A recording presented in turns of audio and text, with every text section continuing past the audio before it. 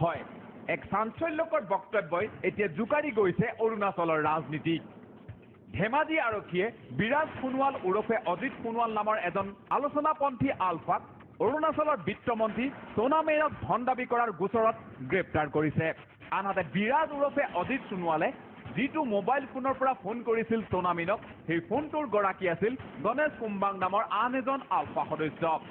ধেমাজি আৰক্ষীয়ে দুয়োজন আলফা সদস্যকে ইতিমধ্যে গ্ৰেপ্তাৰ কৰিবলৈ সক্ষম হৈছে ইফালে ধৃত বিৰাজ সোণোৱাল ওৰফে অজিত সোণোৱালে সংবাদ মাধ্যমৰ আগত কৰিছে এক চাঞ্চল্যকৰ মন্তব্য তেওঁৰ মতে অৰুণাচলৰ মুখ্যমন্ত্ৰী নাবাম টুকিয়ে মুখ্যমন্ত্ৰী হোৱাৰ পূৰ্বে এজেণ্টৰ জৰিয়তে যোগাযোগ কৰিছিল এইজন আলোচনাপন্থী আলফা বিৰাজ সোণোৱালৰ সৈতে চিন্তামন আহিলে মানে কাপোৰ চিন্তামন পইচা নিদিলে কিমান দিয়া বন্দবস্ত আছিলে এতিয়া পাৰ মানে 30 লাখ এজন এমএলএ বিপৰীতে 30 লাখ আনিব পাৰিলে 30 লাখ কিন্তু নবাম টুকিয়ে দিয়া কথা আছিলে টুকিৰ এজেণ্টে টুকিৰ সমৰ্থনত বিধায়ক ক্ৰয় কৰিবৰ বাবে নিয়োগ কৰিছিল এইজন আলফা সদস্যক সেই অনুসৰি বিৰাজ ওৰফে অজিত সোণোৱালে 3জন বিধায়ক ক্ৰয় কৰি দিছিল নাবাম টুকিক ইয়াৰ বাবে আগধন হিচাপে তেওঁ লাভ কৰিছিল 5 লাখ টকা কিন্তু মৌখিক চুক্তি অনুসৰি 30 লাখকৈ টকা লাভ কৰিব লাগিছিল একোজন বিধায়কৰ বিপৰীতে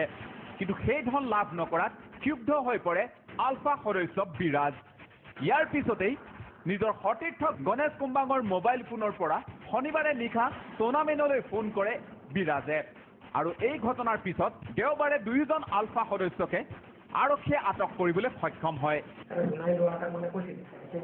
মুখ্যমন্ত্ৰী এইটো ভাও ভাও হৈ আছে নামটো যে আগৰটো কি নাম আছিল মই নাজানো ক'লে যে এতিয়া যদি মানুহ কাম গোটাইটো কৰা হয় তেতিয়া পইচা দিব এমএলএ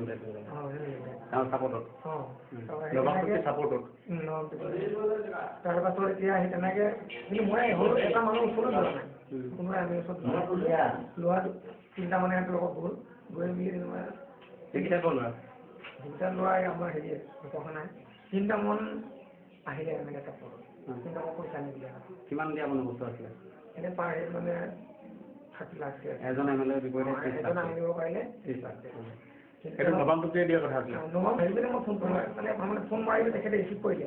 চুনামি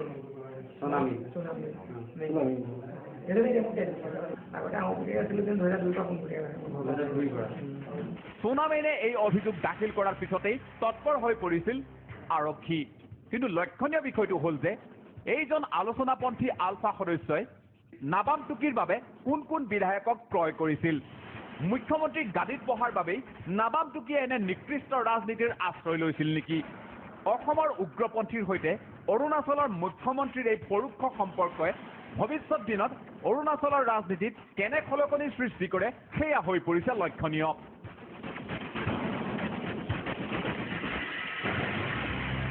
ঢকুৱাখানাৰ পৰা কমিন শইকীয়া আৰু ধেমাজিৰ পৰা সঞ্জীৱ কোঁৱৰ